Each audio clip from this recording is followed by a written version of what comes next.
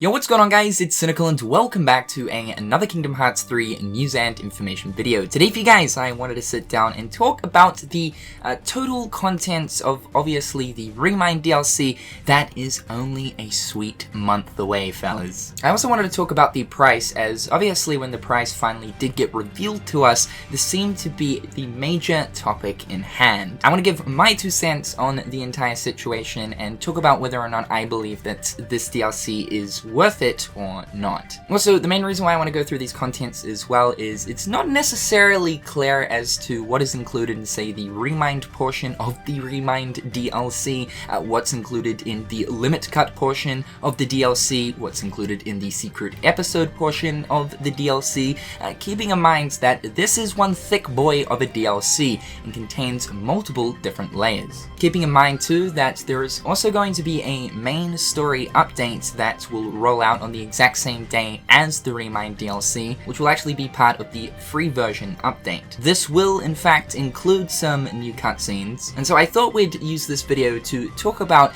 exactly what new stuff is contained in what area. So first up, let's talk about Remind. So yep, at the very top right here, additional story Remind. Now this is obviously going to be the biggest new addition to the DLC, in the sense of getting more story continuation. This right here will have a massive focus around Sora's time saving Kairi, as well as using the power of waking to travel back in time to certain events throughout the Keyblade graveyard. This means that the Xehanort fight that we see between Sora and Kairi, yes, the moment where we do get to play as Kairi, will be part of the Remind portion of the Remind DLC. I know that's a little bit confusing. I also do believe that the other fight where we're playing as the rest of the Guardians fighting off against the other Xehanort vessels will also be a part of the Remind portion as well. We also know that there is going to be a little bit more explanation towards Shion's happenings throughout Kingdom Hearts 3 as well. Specifically for Remind, you will be able to access this DLC through the menu, so it's not set up in a way that you actually have to get up to a certain point towards the end of Kingdom Hearts 3 to then of course access the additional Remind story content. So I would say that most of the new cutscenes that we have seen throughout the Remind trailers are of course part of the Remind portion of the Remind DLC. Again, why would you call the overall DLC Remind and then within the Remind DLC have a story portion called Remind? This makes everything confusing. Next up is the Limit Cut episode, which is of course including 13 boss battles, and these boss battles are without a doubt the upcoming Organization 13 boss fights. I also do believe that the expanded Scala will be a part of the Limit Cut episode as well, as the new expanded Scala is sort of looking like a Cabin of Remembrance setup, but for Kingdom Hearts 3. Obviously, we know how this worked in Kingdom Hearts 2 Final Mix. It was a brand new area that we could explore within Hollow Bastion, and then of course, right at the end, we then got the Garden of Assemblage, which was the room that contained the data pods to fight off against the 13 different data organization members. So I do think that there will probably be some sort of a similar setup here in Kingdom Hearts 3, where within this expanded Scala, there's probably going to be a room once you get to the very end of the world where it will probably be very similar to the Garden of Assemblage, with all of these different data pods that we can then access to fight off against the 13 data battles. Next up is the Secret Episode and Boss. So this is got to be without a doubt the very final scene that we saw within the most recent Kingdom Hearts 3 Remind trailer, with Sora in that strange looking alternate final world where instead of course being daytime, it is nighttime. This no doubt represents Yozora in some kind of funny, strange way, but definitely interested to know more about this realm and how it compares to that of the final world. But yeah, this has definitely got to be the Secret Episode. In the sense of the boss that will be a part of the Secret Episode, this is probably got to be Yozora. I think that Yozora is going to be the next sort of lingering will. Of course, we have been begging and asking for another super boss that is up to par with that of the lingering will, if not more difficult. And I am only hoping that if it is Yozora, he absolutely slaps our ass 3 ways from Sunday. Dark Inferno was a major disappointment as the Kingdom Hearts 3 secret boss. Very, very underwhelming, especially going from something like, you know, the Lingering Will, which, yes, I do know was additional content for Kingdom Hearts 2, to something like the Dark Inferno. It was pretty damn disappointing. You would have thought that after the reception of the Lingering Will, which was added in Kingdom Hearts 2 Final Mix, Square Enix straight off the bat knocked through DLC wanted to actually add in something even more insane for Kingdom Hearts 3. I will be honest here and say that it is a little bit disappointing that through the additional content, that's where we got the next hard super boss. Of course, we don't know yet because we actually haven't versed this new super boss. But anyway, I will say that it most probably is Yozora. Also, speaking about the secret episode as well, I'm not sure if this is 100%, but I kind of have a funny feeling that the Riku segments that we've seen within the most recent trailer as well could actually be taking place during the secret episode too. Of course, the Remind portion of the DLC takes place after the events of Kingdom Hearts 3, and obviously on the timeline, so does Riku going out to Radiant Garden, as well as the Land of Departure to find Sora, also takes place after the end events as well. It could be possible that this is taking place during the same time as Sora is exploring this mysterious new final world.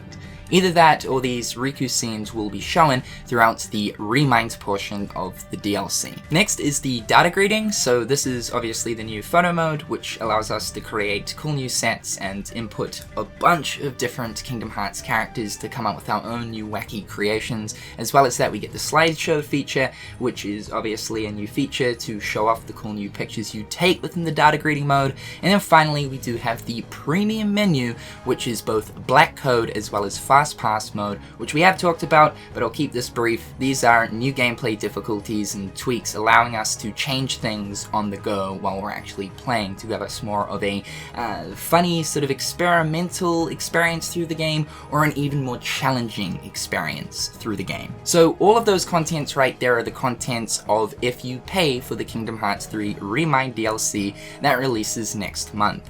Obviously, we also got the confirmation of what will be free, as an update is scheduled to release on the very same day as Remind, known as version 1.07. Now version 1.07 will be free for everyone, anyone can download it on the day, and this is going to include a main story update. Now personally what I believe this is new cutscenes inputted into the main story of Kingdom Hearts 3, similar to that of Kingdom Hearts 2 Final Mix, where throughout the game Square Enix ended up actually adding in additional cutscenes to give more context towards certain things and to actually provide us with more hints for the future of Kingdom Hearts. So what I believe this is new additional cutscenes added into the main story. Now I do actually believe that we have actually seen some of these new free cutscenes that will be added to the main story throughout some of the Remind trailers so far. I do believe that the Luxord and Xigbar conversation is probably going to be an additional scene added to the Olympus world for when Sora finally finishes it up. I also do believe that the Demyx scene where Demyx is talking to Riku, once of course Riku and Sora have slapped Dark Riku and Xigbar's Bootangs. I believe that that scene right there is also going to be a new free additional cutscene, and quite possibly the Young Master Xehanort conversation with the Master of Masters could also be a new additional scene inputted into some place in the story as well. What I hope is, if what I say is correct, that being the main story update is just going to consist of a whole bunch of new scenes inputted into the main story of the current Kingdom Hearts 3 story we have, then I do hope that within theater mode, it will actually have like a separate sub-menu where it shows us all of the new additional scenes added through this update, so that we can easily access them. Otherwise, yes, in this case, it will probably mean that we'll have to go back through the game to experience the new scenes. So I hope there is some kind of ease of access inputted by Square, so we can easily access these scenes on day one without having to go back through the entire game. The free update is also going to be providing us with some brand new abilities for the game as well, which again is very reminiscent of the whole Final Mix thing.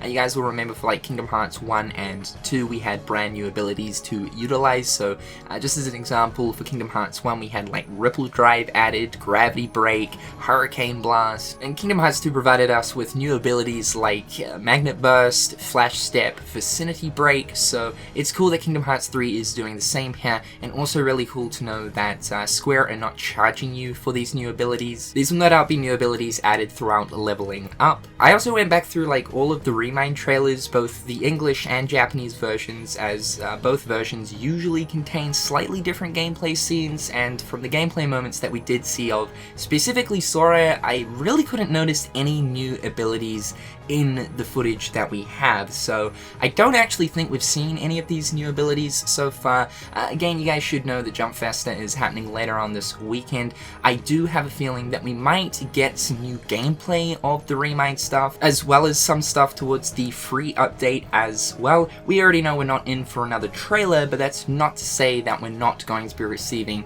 some sort of a gameplay clip. Next, of course, we will be receiving both Oathkeeper and Oblivion as free DLCs. However, it does say right here, in-game requirements in Kingdom Hearts 3 to acquire Keyblades. So no doubt you're going to need the Proof of Promises and Proof of Times Past in order to obtain these Keyblades.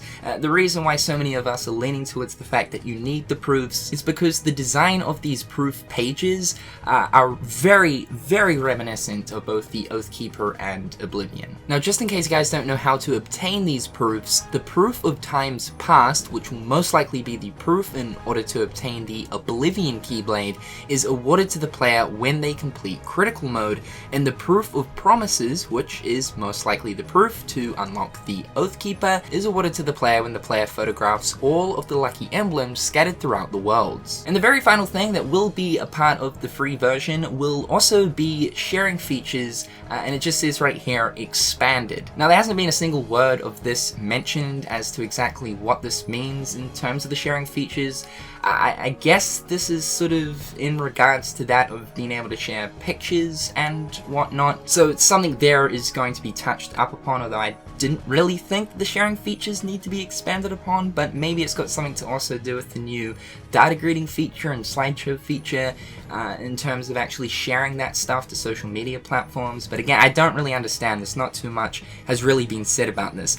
I do hope what this means is, though, I've always been saying that it's such a missed opportunity that Square didn't put in some kind of online functionality for Kingdom Hearts 3's Gummy Ship mode, where you can actually share blueprints. I think this would be absolutely amazing, just due to the fact that people have come out with some absolutely wacky designs. And just how cool would it be to be able to go onto some like download list and download different people's Gummy Ship blueprints? I don't think that's going to be the case, because I think if it was, Tetsuya Nomura probably would have already have mentioned something towards it. So that right there is all of the contents towards the Remind DLC, both the free and paid portions. Now let's talk about the price, because this is a big reason as to why I wanted to make this video. Obviously the Kingdom Hearts 3 Remind DLC comes in at $30 US, which in my country, New Zealand dollars, that comes in at about 45 bucks. Now, I know that a lot of people have been like, holy shit, that is absolutely steep for a dang DLC. Now, Tetsuya Nomura did make it extremely clear at the start of this year that in the ways of Kingdom Hearts 3 DLC, he didn't want to release multiple different DLCs, rather include it into one big package. And I think it's pretty clear to see that this is one thick DLC for sure. I think that the price that we have here most certainly justifies the amount of content that will be put into the DLC. Although we've only seen slight portions, the slight portions that we have seen do suggest that there is a lot of additional content in here. And it's kind of funny, but this is more of a traditional way of doing DLC, you know, the sort of early 2010 era, compared to these days where there's season passes and just absolute shitloads of DLCs. I honestly prefer this method of delivering additional content where everything is just packed into one simple and clean package. see what I did? Fuck's sake. Alright, I'm gonna stop. I thought I would use Fallout 4 as well as Assassin's Creed Odyssey as a sort of comparison. So when we look at Fallout 4, there is quite a lot of DLC for this game, and all of the DLCs are differently priced. Valhalla came in at 35 New Zealand dollars, Nuka World came in at 35 New Zealand dollars, Automatron came in at 20 New Zealand dollars, Wasteland Workshop, the smaller DLCs coming in at like 8 New Zealand dollars. And then swinging on over to Assassin's Creed Odyssey, where we literally have 2 bits of DLC that both come in at 42 New Zealand dollars. Now, of course, I do understand that for both Fallout 4 as well as Assassin's Creed Odyssey, in the sense of Fallout 4's bigger DLCs that costed a little bit more, and of course the Assassin's Creed Odyssey DLCs, they did include a lot of additional content and of course new areas to explore. These are open world games. It was hilarious to see when when the price was actually finally revealed, people were acting as if they've never actually seen a DLC priced at $30 before, which is actually insane to think about because there are so many games out there that actually do have DLCs around this price, if not more expensive. And if the game doesn't actually have a single DLC that does cost about $30, if it is a game that has multiple pieces of DLC, it does generally add up to the total cost of this price, if not more. So keeping in mind that the Kingdom Hearts 3 Remind DLC is a compilation of multiple different pieces of content. The only fear I do have is that Scala's expansion won't be big enough. I really do hope that the expansion to that of Scala is going to be the biggest new explorable, playable space within this DLC. I am hoping that of course it is going to be a lot bigger than the Cavern of Remembrance, just due to the scope and scale of worlds within Kingdom Hearts 3. No doubt this is definitely going to be a thing, but of course with the price that we do have, I definitely feel as if Scala does need to receive a pretty hefty expansion. The other thing too is I hope that specifically when looking towards Remind, which is the additional story portion of the DLC, the major big one, I do hope that it will be about 4 to 5 hours long, just with the price tag we do have. Like I was talking about before, the Limit Cut episode will probably be the Scala stuff, so that length could definitely vary. But when looking towards the secret episode, if we look back on say the Birth by Sleep Final Mix episode, that takes about an hour, maybe an hour and a half, kind of depending if you're rushing. So I hope that this secret episode of KH3 will be about the same, an hour to 2. So my opinion on the thing is, yes, I do believe that this is justified. Although we don't know the full contents of exactly all of the new stuff, I think from what we've seen so far, it's looking pretty justified. Now guys, that's all from me today. Just wanted to talk about my opinion towards the pricing and explain the contents. I do hope that Square Enix at Jump Festa properly more so elaborate on the different things that will be included in each episode, as well as what new stuff will be put into the main story update as well. For the meantime, we do have a very basic idea, but it would be cool to get an official rundown by Square Enix. Now guys, that's all from me today. Be sure to leave your thoughts and opinions in the comment section down below. I'm Cynical, hopefully you dudes are having a fantastic day, and until next time guys, I'll catch you later. Peace. Hit them on the page, you'll be coming through stunning. Gold in my mouth when you suckers be bluffing. Milk crate, gaming up your bitch though. Catch me in the back playing Super Nintendo.